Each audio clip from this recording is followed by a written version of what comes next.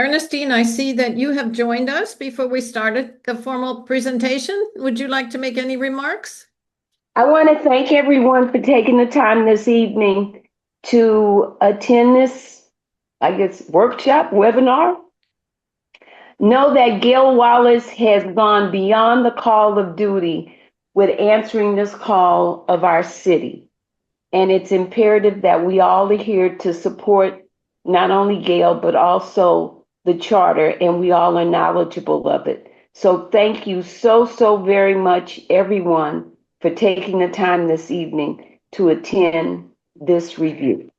Thank you, Gail. Thank you, Thank you for Ernestine. the work. And thank you for the work that you have been doing on this. All right. Thank you so very much. So let us get started. Welcome, everyone. And Ernestine's expression of gratitude to me are echoed by my own to our guest speaker here tonight, Nicole Nedich.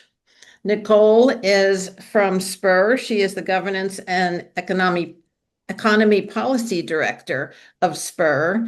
And she and I have worked hand in hand, side by side, in making presentations throughout the city during the 5-month-long process and beyond. So I thought it only appropriate and that she join us here tonight and that we do this presentation for you together, as we have done the 14 or so others throughout the city. And so, Nicole, thank you for agreeing to come to the league specifically to help them understand what we've been about and what the charter group is recommending. We really appreciate it. Thank you. Thank you all for having me. All right, I think we'll get started, and Nicole and I will share the presentation. So Anna, if you will put up the slides. Great, here we go. We're talking tonight about the mayor's working group on charter reform. We're going to take you through the whole process, but we will definitely take you through the final report of the working group and let you know where we are now in terms of movement towards a ballot measure that might change Oakland City Charter. Next slide, please. So I've already introduced Nicole, and actually, because there were some of you that I haven't met, I suppose I should introduce myself and say that I do hope to run across you soon, perhaps at our event next week on the 8th. And so if you've come and have anything to say about this, please come up and find me that evening. For tonight, it would be very helpful if you placed your questions in the chat. And Louise Anderson will be keeping an eye on those and helping us get them all answered and addressed at the end of the program. And with that, we'll get going. So a long while ago, it seems now, Mayor Barbara Lee, as part of her first 100 days program, said that she wanted to appoint the League of Women Voters and SPUR, as it turned out, to co-facilitate a working group. And she gave the working group a very specific directive, which was to look at some targeted things. And these things that the working group was asked to examine were how changes to the Oakland City Charter could be helpful to better define the role of elected officials, and how changes to the charter might address responsible city financial planning, and finally, how changes to the charter might improve government accountability and transparency. So from the get-go, I want you to understand this was a very focused look at some of the basic structural elements of concerning elected officials and their roles and the finances and the accountability of our government. It was not a full charter review. And I'm going to turn over this initial portion to Nicole, and then I will pick up again. If we could go to the next slide, that would be great. So our charge was to do a number of things. The first one was to educate the community about the charter, what the charter is and why it matters around service delivery. We did 14 community sessions across Oakland, engaged over 750 people in those community sessions.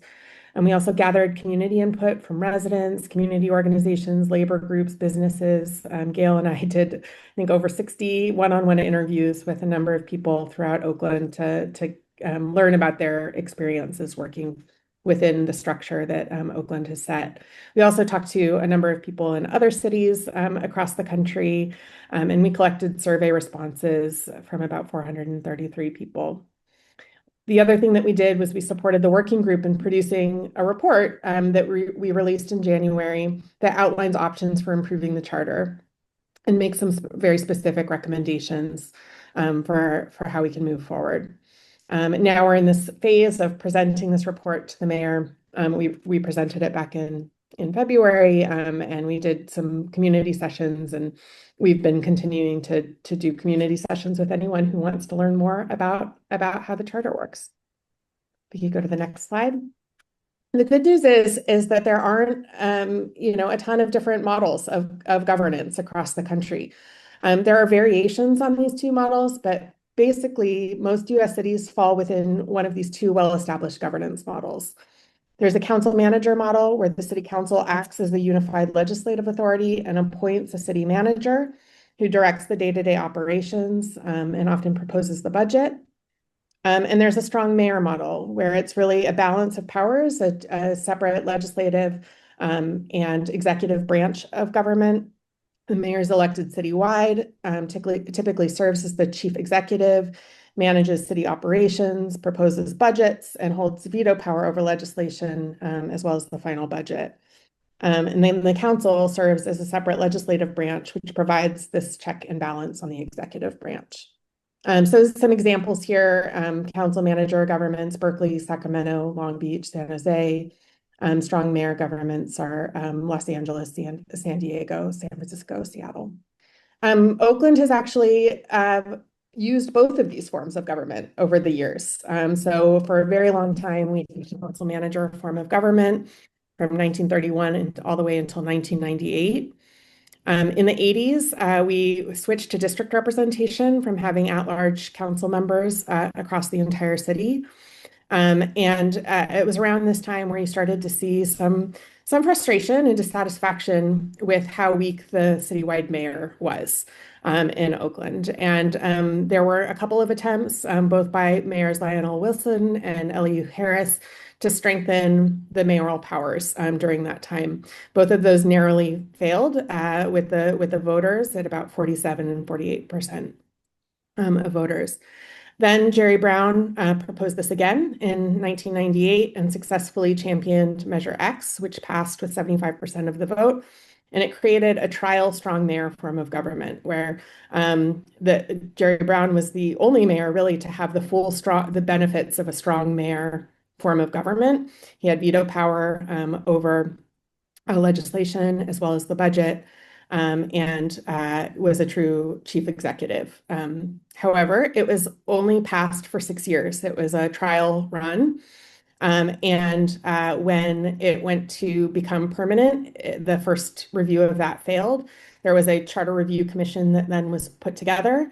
And that group took a look at the city's charter and they decided to move forward with having a stronger mayor, having a separate legislative and executive branch. However, they took away the ability for the mayor to have veto power over legislation and the budget. So it's created the form that we've now been living with since then.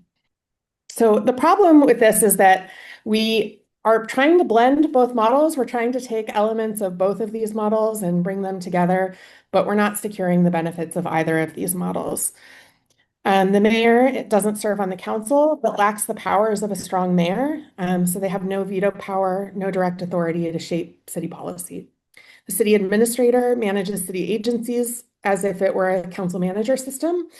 But unlike a typical city manager who answers to the council, Oakland's administrator serves at the mayor's pleasure and reports directly to the mayor. And then the mayor has no formal powers to appoint department heads, but does exert significant informal influence over the administrator. And all of this sort of complicates council's oversight. It creates confounding elements and creates confusion around the lines of authority in Oakland. So the working group put together some recommendations, and the first recommendation was you have to choose one coherent model. We can't have this divide between these two different models. And those, and the options are the two that I just laid out: the strong mayor model, where the mayor serves as the chief executive, council is the legislative body, there's unified executive authority, you have a separate administration and legislative branch, and this really prioritizes electoral accountability. The mayor is directly accountable to voters in this model. In the council manager model, the council serves as a unified authority. Typically, they appoint a city manager to run the day-to-day operations of the city. The mayor typically is elected citywide and serves as the head of the council, as the president of the council. It unifies that political authority in the legislative branch and then gives the executive authority running the day-to-day operations of the city to a city manager.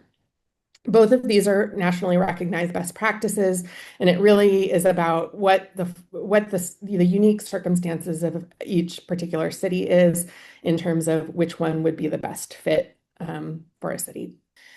We found through the research, there was a big literature review done of all of the different forms of government and studies that have been done, as well as through talking with other cities, that strong mayors typically work best when voters are expecting visible executive leadership, when there are disparities across neighborhoods that require a citywide approach that the mayor can kind of bring to that, when there's complex intergovernmental challenges that require a single voice, when there are fiscal and administrative decisions that require unified direction, and when political fragmentation makes collective accountability difficult. Council manager systems work best when professional administration is prioritized. There's fewer disparities across neighborhoods and less political conflict across neighborhoods.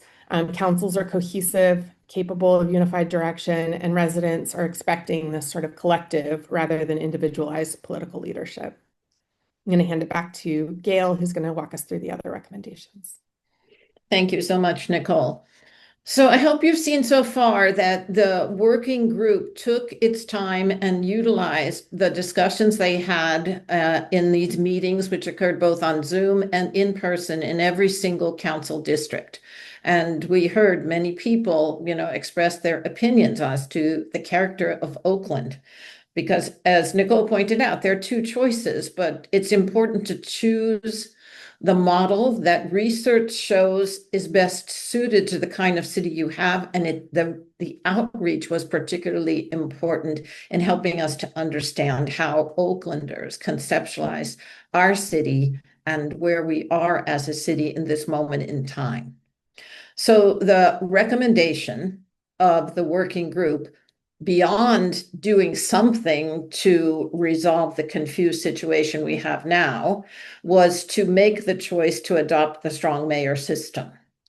And they articulated very specific reasons why they believe this particular model of governance is the preferable one for Oakland.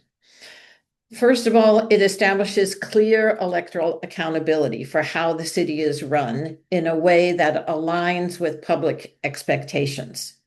In a recent forum, one of the speakers said, "How many of you know who the mayor is?" And pretty much everybody in the room raised their hand.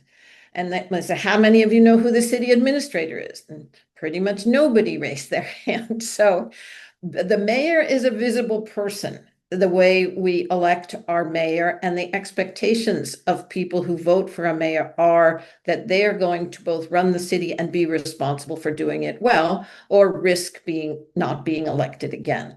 This model also promotes fiscal discipline by improving the coordination of budget decisions between the mayor and the city council through the veto power. So veto's power to some people sounds very scary, but one of the amazing things to me, surprising things to me, was when we did our research, we found out how very seldom the veto power is used. It's there to promote conversation.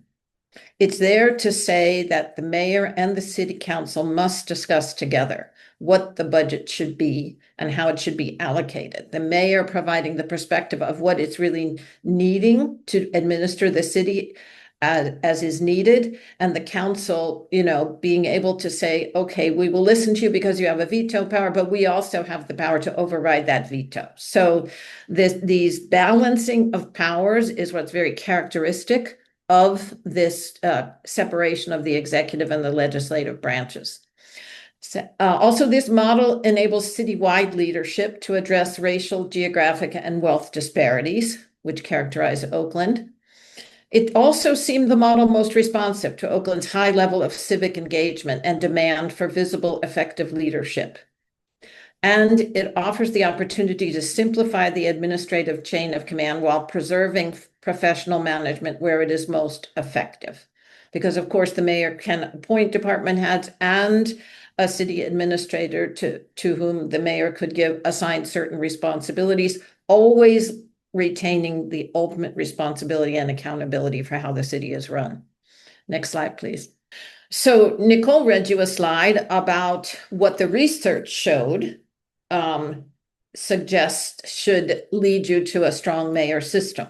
So on the left, you see some of those characteristics that were called out in the research.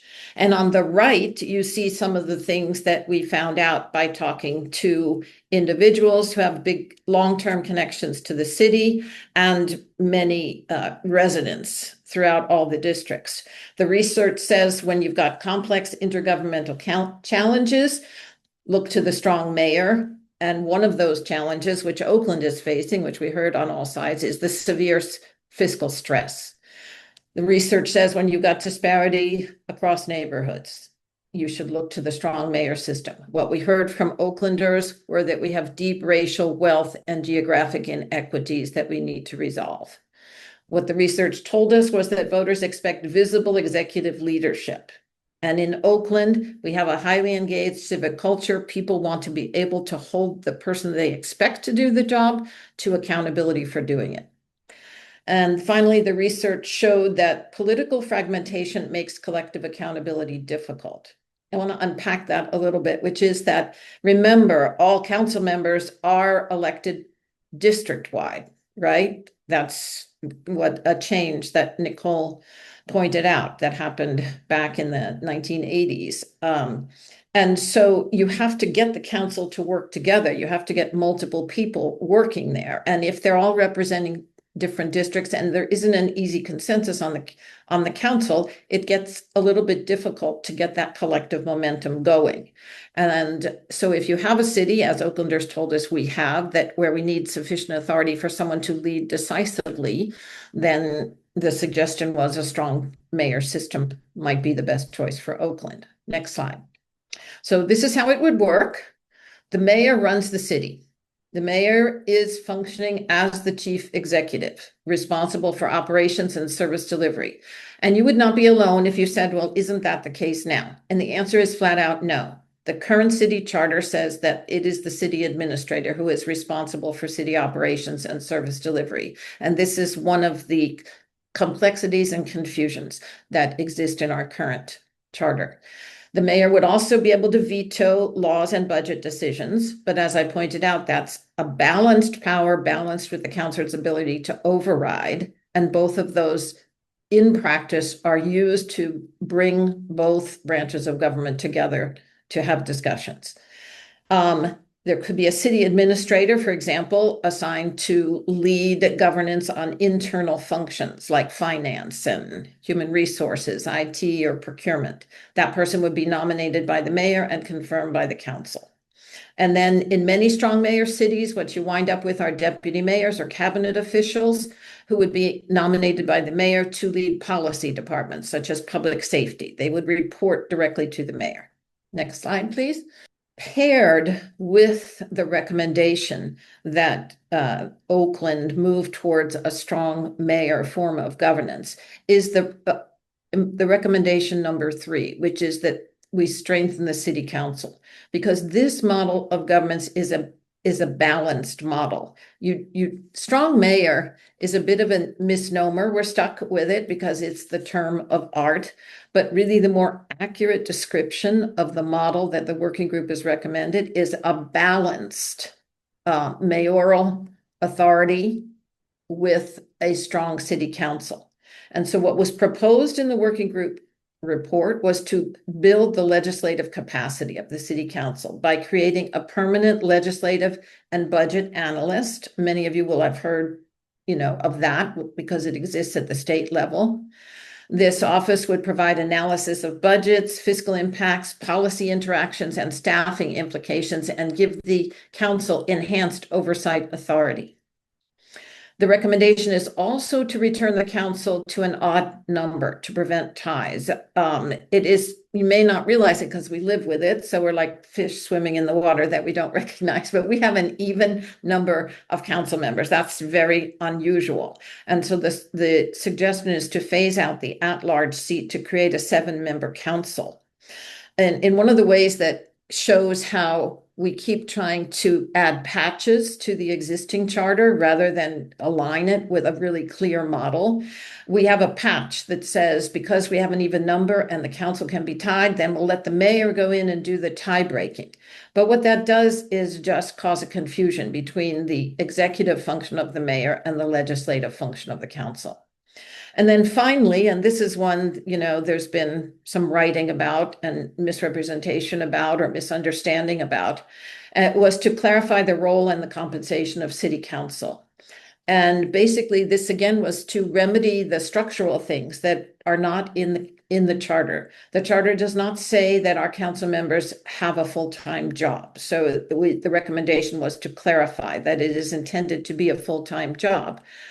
And also, for all the other elected officials like the mayor and the city attorney and the city auditor, there is something in the charter that says, here's how you evaluate and modify their salaries. And it's a method that allows you to look at the total salary package, the base salary plus cost of living. And for some reason, the provisions in the charter on the council members are an outlier in this regard. And the only thing that has been possible for years and years and years is to give cost of living increases, but not to evaluate the entire salary package vis-a-vis what would be comparable cities and comparable roles. So there is no recommendation to increase anybody's salary. The recommendation is to make sure that the charter sets the same kind of method for examining salaries when the city is ready to do that for all of the elected officials. Next slide. So we're going to open this up to questions in just a moment. And I think we can, well, let me just say this first.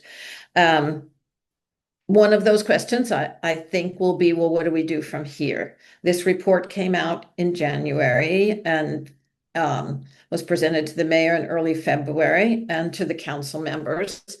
They are reflecting on it now. And any change to the charter is something that Oakland voters have to approve. And therefore, for changes to be made, a measure must be put on the ballot. The timeline would be aiming towards the November 2026 ballot, but that means that the council will be needing to move on this in the next several months. And so if they do and they choose to forward something to the ballot, then you will see a recommendation of some sort. What we are telling you tonight is what the working group has recommended be put on the ballot. Thanks. I think we can stop the sharing here. So that was a lot of us talking. And if it's the first, I know some of you have come to some of these meetings previously, so maybe you have more questions, or maybe those of you who are just hearing about this for the first time want to hear some of these things be repeated. We are ourselves here tonight. So that's a kind of lovely thing. So please don't be shy about asking your questions or asking for clarification or expressing your opinion. We have two questions, well, three questions. One I think was answered in the chat, so I'll move on to the next one. But the first question in here is, do these strong mayor appointed positions currently exist? And if not, won't those salaries further weaken Oakland's financial situation? So there are a couple of positions that were mentioned throughout this. There's the position of the city administrator, which is an appointed position by the mayor and confirmed by the city council. The recommendation in here is that we would still retain a city administrator, but have their focus be on internal service delivery, things like HR, finance, IT. Right now, there's a number of sort of assistant city administrators and people that fall underneath the city administrator that oversee the departments, such as Public Works. Somebody asked that in the next question. The Department of Transportation, the Police Department, et cetera. That some of those would actually shift up directly to the mayor. It would eliminate some of the duplication that currently exists. So that's the proposal. But it would maintain a city administrator to really focus on that sort of core internal service delivery. The idea and the working group was really clear. They didn't want to create things that would have additional budget needs, that it wasn't about creating new positions. And so everything was sort of balanced with, is there a way to do this with where it could be cost neutral or even save the city money? And I will add to that one of the things that is spoken of in the report is that this doesn't happen overnight when you change a system. So there would have to be very thoughtful planning for this systems change. And as part of the proposal, an integration period and a transition period where all of these things would be finalized and worked out would have to be built into the process in order for it to be successful. And the second question, which is the similar question, is does the mayor or the city administrator appoint department heads, and who is responsible for public works? Again, the recommendation is that the city administrator would oversee those internal service delivery departments. And then there would be some sort of a cabinet or deputy mayors that would oversee the other departments. And that would probably include public works, but it does give that discretion to the mayor as well. So if the mayor wanted to have more of the departments directly underneath the city administrator, that could be possible as well. And I see a question here. Has the league been asked to help with the ballot language for November? No, that both the league and Spur have been asked to be in the role of co-facilitators. And that is the role that we've been in. We have not been asked to help with the ballot language. We do continue the facilitation in helping to articulate the reasoning through presentations like this and through discussions with people at the city, so that everyone understands the thinking behind it and the rationale, the research. There's a lot in the report, which, by the way, is on our website and on the mayor's website. There's an FAQ that we have developed that is on both websites. So there's a lot of detail that you can access either through our own website or through the mayor's. So I see someone asks, would this model change how the city council functions or just strengthen the powers of the mayor? And it would make sure that we had two really co-equal branches of government with balanced powers. And yes, it would give the mayor a veto power, but as I pointed out, that's less about a tool that you wield than a tool that brings people into conversation. So yes, it is power to the mayor to actually have a voice and to be able to articulate what the administrative demands are that you want your city council to be aware of. And most definitively, it strengthens the city council. This was a big concern of the working group. Right now, the city council works largely with information that they are given from the administration when they are formulating the budget. And it's one of the ways in which the role of the city administrator is confounding in our current government, because the city administrator and the finance department have to help the mayor propose the budget. But then it's out of the mayor's hands and they turn around and they're supposed to be helping the council members analyze the numbers, etc.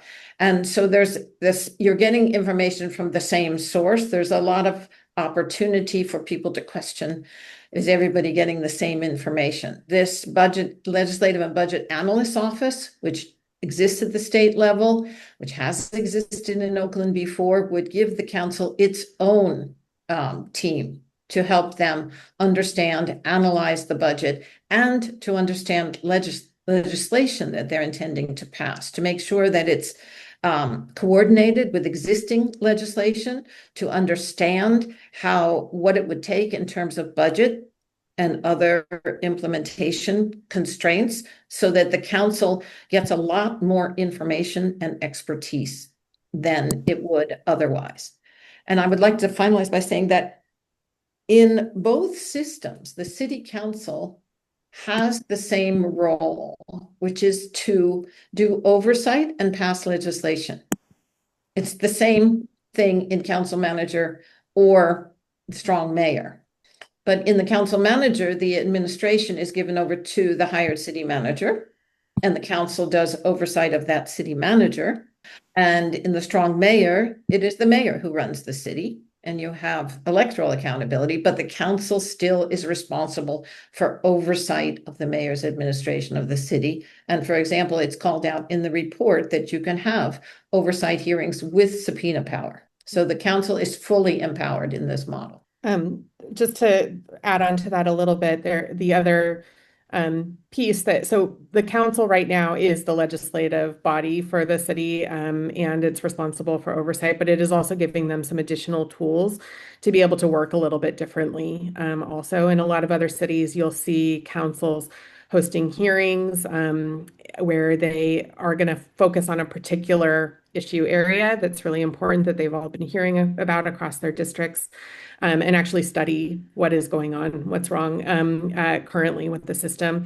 They typically tap into those legislative analysts to be able to help do the research to really understand what the actual issue is. And then they can host hearings where they discuss that issue. And so this proposal also gives them some tools to be able to host those hearings, and also bring in people to testify or witnesses to come in to talk about what is actually happening on the ground. And so that is a new way of working a bit that the council isn't currently doing. And then it also allows for a 2/3 override of any veto. I don't know that we discussed that earlier, but giving the mayor the veto power, it's giving the council the ultimate legislative authority. And so if they do have a supermajority or more votes on the council, they can override a mayoral veto as well. So those are a couple of the other changes to the council that you would see with this proposal. We have a question here. Let's see. Tayembe, if the league's role in implementation. No, we don't have any plan for the league to have a role in it. This will be governance by elected leaders, so it will be there will be a transition plan, and whoever. Right now, we don't even know if anything will be put on the ballot and what will be put on the ballot, and so everything will move forward from there. And the question right below that, which is how many new positions would need to be created if the strong mayor passes?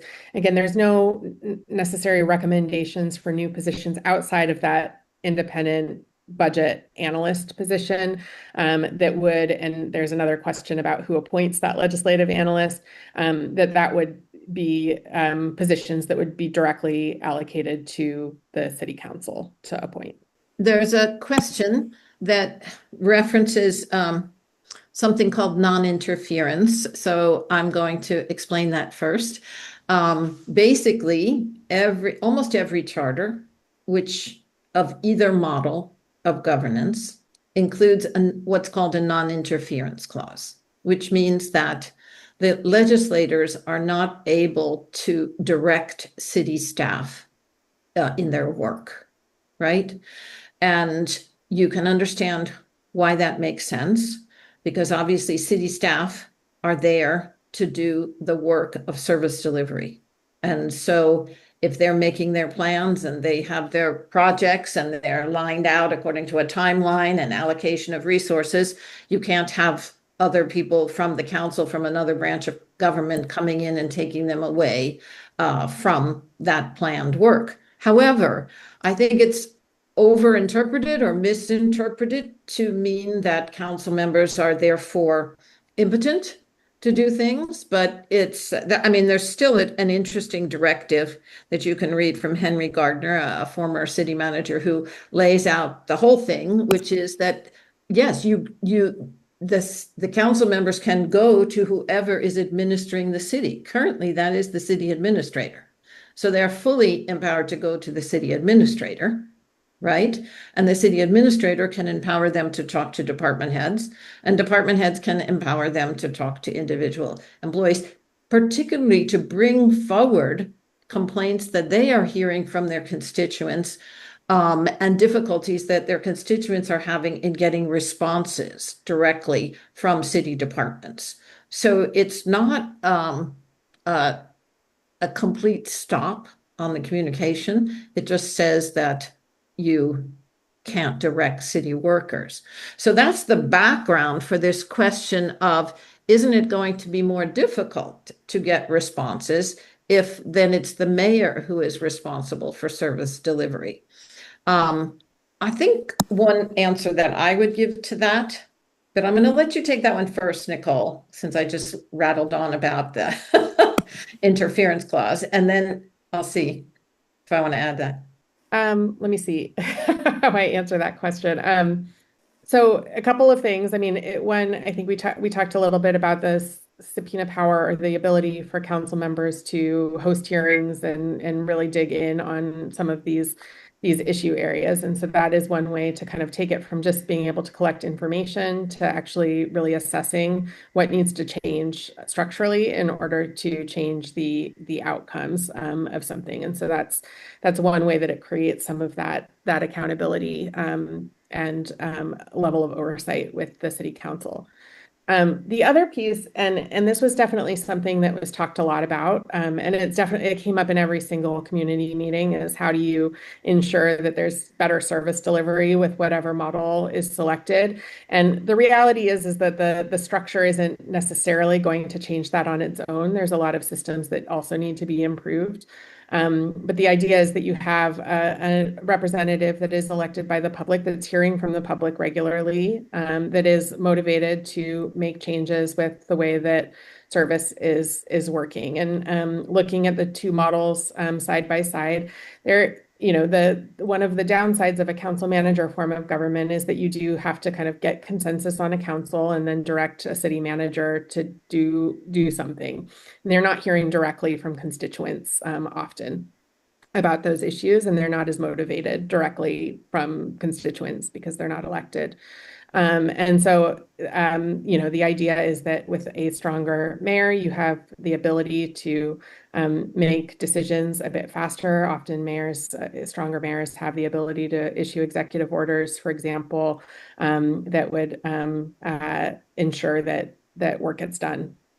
So that's the idea. It's not, neither model is perfect in that way, and it's not, the model itself isn't necessarily going to get us there. There's a lot of other structural work that also has to be put in place as well. And a lot of work on the part of us as people who vote for city officials, because we have to put the right people in the right place for the job. So when the working group started out by saying both of these models can work. I mean, they work really well when you get a mayor.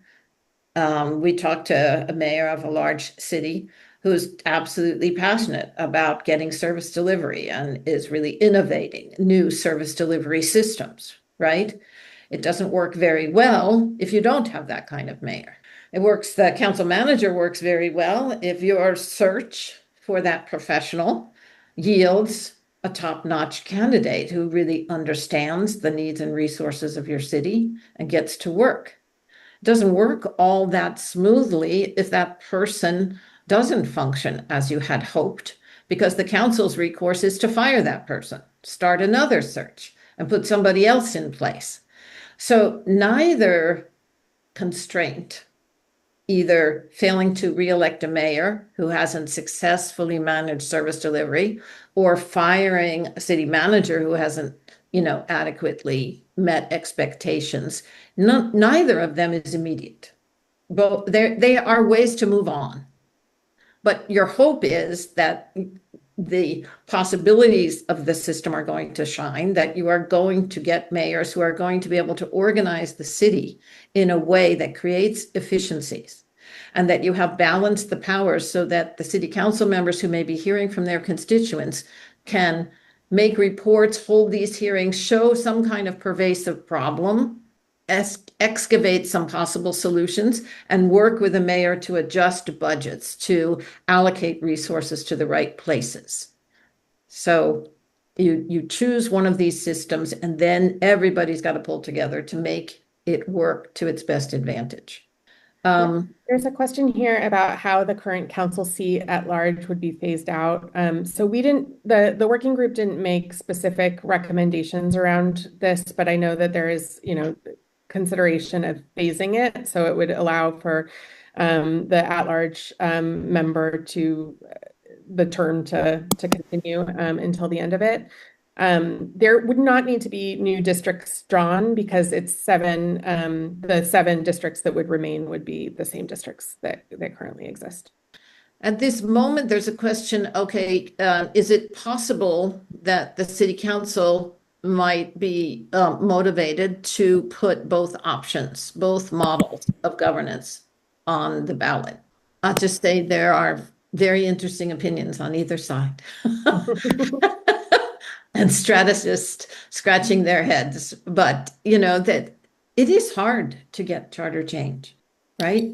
Nicole told you about some of the history of Oakland and how various mayors were trying to convince Oaklanders to adopt a strong mayor model.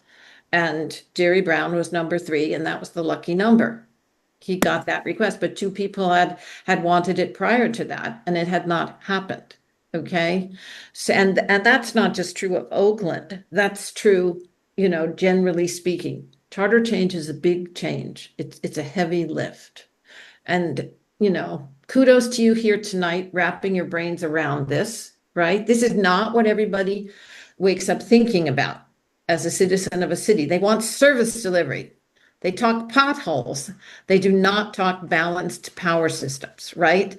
And so you've got a heavy campaign lift to explain these things to people. So in answer to this question, yes, the council could do that, or they could choose one or the other, or none at all.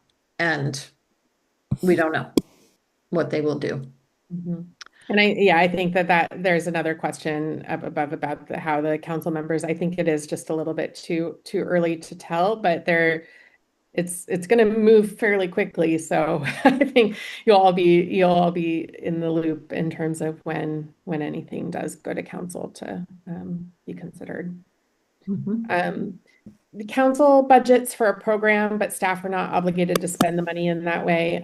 Would a change in this charter remedy this? It sort of, I don't know. I don't know if I can answer that question. Gail, do you know the answer to that? I mean, I think it does give the council more oversight powers of the budget so that if they're seeing that something is not being spent in the way that they approve the budget for, they can dig into that more, whether or not it depends a little bit about where I think like what bucket of money that is being considered and what the restrictions are on those funds. Mm-hmm. But it would give the council a bit more of an ability to do oversight on the budget. And I think that raises the point that a charter is a very high level document, right? So you have a lot of laws in the city that are not charter based and that can be changed so that the city council can address these type of things in the way that seems best for the administration in conversation with whoever the administrator is, a mayor or an appointed city manager. But it's like with the salary thing, you want the kind of formula in the charter. You don't want all these details in the charter because you want a certain amount of flexibility for the person who is in charge. Somebody asked the question, what most city managers like? I think that I don't see that question anymore, but I think that was there. Louise, can you read that one out? Cynthia Blumgart, 715. From your research, which form do city administrators and managers prefer? So it's very funny because I have always been glad that there were only two choices. And so mostly we hear who prefers what because the working group was charged with coming up with a recommendation. And then people who do not like their recommendation, particularly a specific recommendation for strong mayors, say, oh, well, they were picked by the mayor, despite the fact that they were very different people. And I want to say, went back and forth between the two models and seriously considered both and spoke to experts in both, spoke to mayors of a strong mayor city, spoke to a professional as head of the professional organization for city managers. So we really considered both.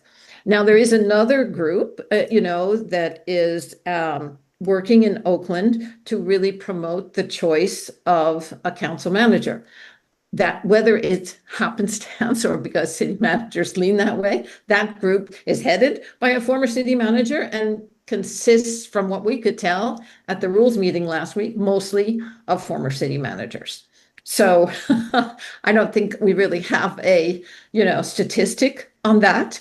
But I think that I have always appreciated the working group's openness at the beginning to be sure that they fully discussed both options and were frank with each other about, well, last meeting I thought this, and now I've reflected on it some more. So, and that is why they included the first recommendation, which is do something that is clear. These are two distinct models. You will not get the benefit of either if you mix them up, as we have done. You do not hear that kind of endorsement of both models from the people who are challenging the working group's report. They are most definitively in one camp that only one model can work. So that's all I can say on that. Thank you, Louise. There are several more questions if you have time. Okay, yeah. Victoria had one. Right now, the council budgets for a program, but staff aren't obligated to spend the money in that way. Would a change in the charter remedy this? That's the one, Nicole. Oh, that's the one she did. Okay, but Yeah. then, okay, let's go back to Diane Diamond had a question about posting of jobs. Who will be responsible for hiring a new position such as project manager? Mm-hmm. That would still be under the discretion of the departments. So there would still be department heads that would be hiring for their specific positions within their departments. There would be more executive leadership from the mayor in terms of developing that budget, and the council would need to approve the budget, which approves all of the various jobs. But the actual posting of the jobs would be within the departments and the HR department as well. Okay. And we have a question here thank you, Victoria, for the question. She's written an article saying that a group that has published said they believe the council should put forward a quote unquote third option for charter reform. And that would be an option where the mayor sits on the council, but is given a veto. And there's only one city in California that uses this model. And our take on it, this was not something being proposed and written about when the working group was working on its report. So they looked at the two core models, council manager and strong mayor. And Nicole, I'll give you some time on this one, but I think Nicole and I are agreed that it is misleading to call this a third option. So first of all, it's only being tried in the one city. And secondly, it really is council manager. Nicole mentioned that there are variants on both of these models, right?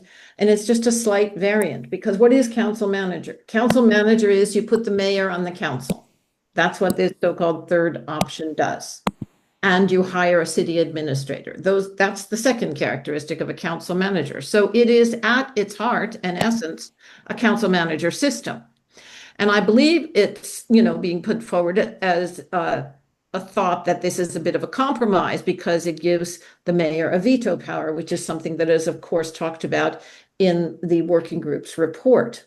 But it's really important to, and this gets really wonky, what does it mean to give a veto to a strong mayor who heads the city and runs the city and deliver city services.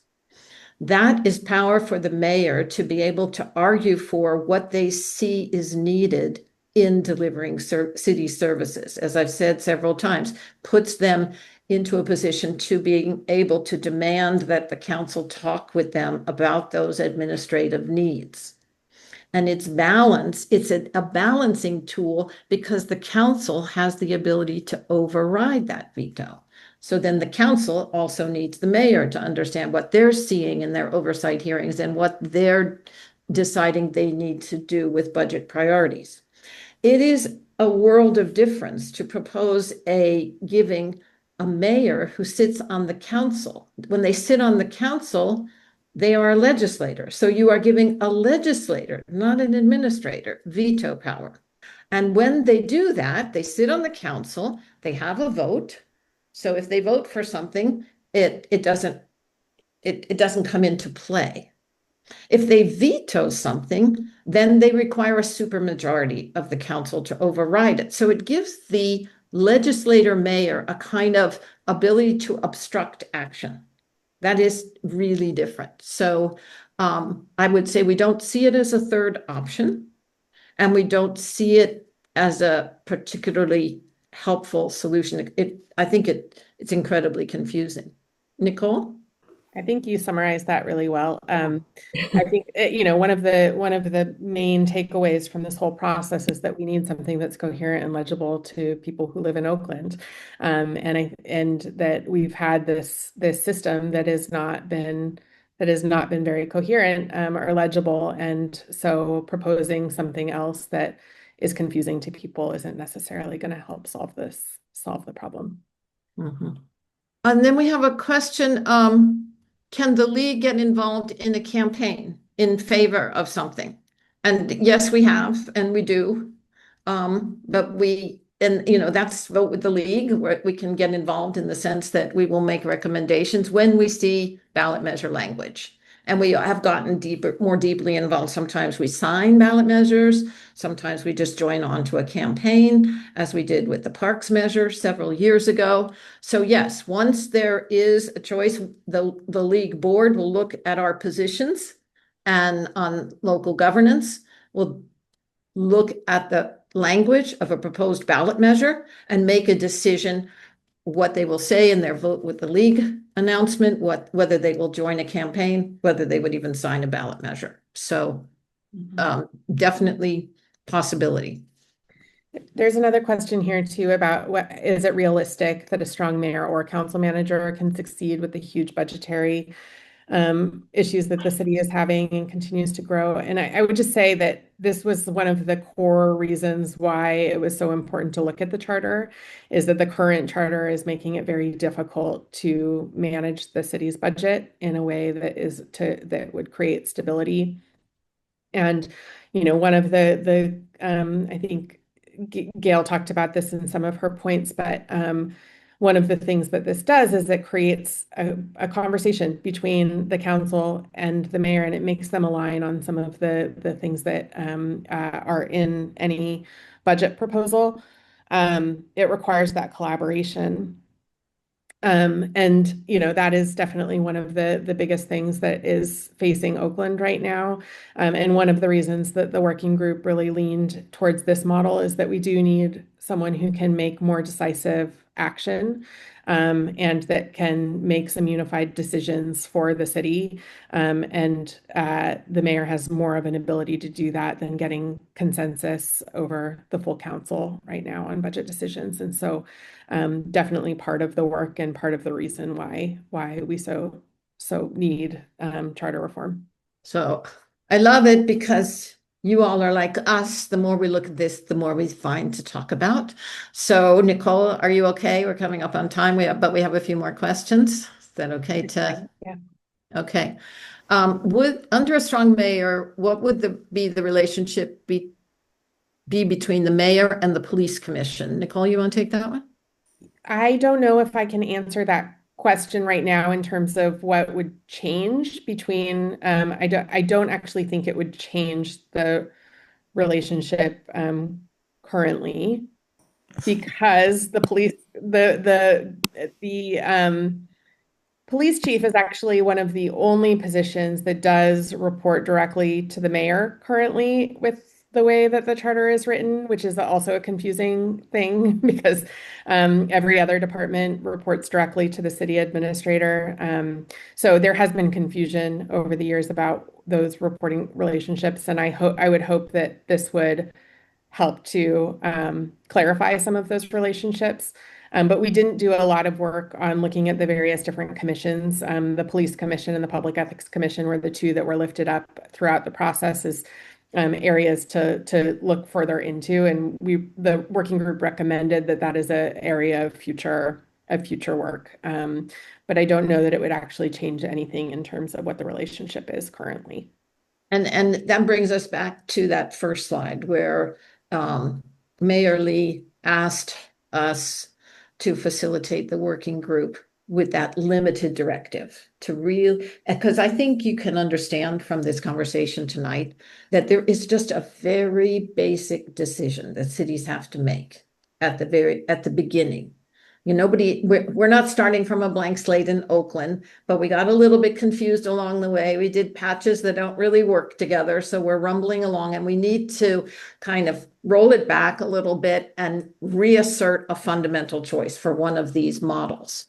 So that was what the working group was focused on. And this was not a full charter review, which, cities can take up to a year or two, and it would be a public process, and they would go through all of the many parts of the charter. So I think anything that would change with respect to that relationship would require other charter changes because the whole powers of the police commission and the mayor are outlined in the charter in sections that the working group did not address. Similarly, with the other question about changes to the city's relationship with unions, that was just it was really this fundamental decision. Can we get clear on what model of governments we want to have in Oakland? Louise, do you see anything else here? I think there's two more questions that okay. Are definitely for the league, not for me. But I hope that the league will be able to offer editing on whatever goes before voters. I guess that's not a question, but just a statement. Oh, okay. If there isn't a champion for the proposal, it is unlikely to pass after all this work. Wondering who would champion the reform proposal on the ballot. Good point. Good question. I want to know that. I mean, we won't know until they come out of the woodwork, but I think people are not quite ready. Sometimes the processes aren't all aligned. So when I did that last slide and said what comes next, we have to get this on the ballot, right? And although we've done, as much outreach as we've possibly been able to do, there are a lot of organizations that are not yet decided. But one would hope that they would look to the working group's report and the first recommendation, which is that it is critical the city identify one clear integrated model, and then hope that they would look at what is being proposed and make a decision whether a clear model has been proposed that they can get behind. I have no doubt that if something's on the ballot, groups will make that decision. It's harder for them when it's not yet clarified in the form of a ballot. And yes, in response to that comment earlier, it would be nice if we got an early look at the ballot language and had a chance to offer some constructive suggestions. We'll see. I think you did address the union question, but I think Nancy Falk is saying wasn't sure if you'd answered that question about how it would change the relationship of the city's unions. Nicole, you might have a different opinion on that, but that was not something the working group report addressed. So adopting the working group's recommendations wouldn't change that so far as I understand things. I don't think the league can advocate with council members here. That's the next. Ann Greitzer has a question about whether we can advocate with the council members in support. Well, I think what we have done is made a contribution to the city to educate, to first of all facilitate the working group, and to take the research and the outreach both to the public and to the council and to the mayor so that they have the best clarity and information and feedback to help them make their decision. There's questions about what the council thinks, but I won't opine on that because we'll see. Yeah. And also about what the police and fire unions, if we have any sense of how they're leaning on this. And we have no statements from, like I said, I include those among organizations. So I think what everybody's waiting for, if they're tuned in already, is to see what is proposed. Right. So we are at time. Louise, have we covered most of the questions here? I want to again thank you all so very Bonnie had the last question here about, do we know whether the at-large seat, it is on the ballot in November, because that would be phased. That has to come later. You guys can, but you see her question there. The at-large seat is on the ballot in November. Do you mean whether or not the person in the at-large seat is up for election? Is that what the question is? So, I don't believe She has so. a 4-year term and she was elected 2 years That's ago. what I meant. Yeah, so no, I do not think the at-large council member is on the ballot in No. November. Thank you all. Please stay tuned. Please stay engaged. This will be, if we get a chance to make it, an important decision for the city. And I hope you all feel a little bit more empowered from this presentation to participate in it. Thank you so much.